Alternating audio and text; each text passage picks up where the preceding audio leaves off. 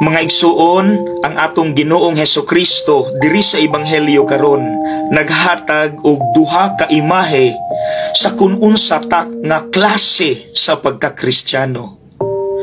Una, tawo nga nagtukod og balay sa balas or sa yutang huyang. Mao nang pag-abot sa kusog nga ulan ug balod ug hangin, naguba ang balay. Ug tawo nga nagtukod og balay ibabaw sa bato, nga bisag unsa og kuso-kuso sa hangin, wala maguba ang balay. Mga igsuon, ikaw ang maong balay.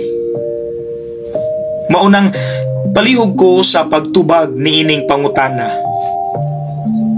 How strong am I? How strong am I sa pag-atubang sa mga problema, mga pagsulay, mga kasakit sa kinabuhi? Abi ninyo mga igsuon, kusog kay ta mo reklamo basta mo abot ang mga pagsulay sa atong kinabuhi, mga kasakit, mga problema.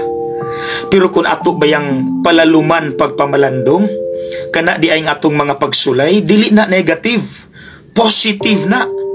Kay kung wala na, dili nato mahibaw-an asa na ta nga level sa atong pagkasumusunod ni Kristo. How strong am I? Mga igsuon, maunang nihatag ang atong Ginoo o tambag unsaon nga mahimo tang strong.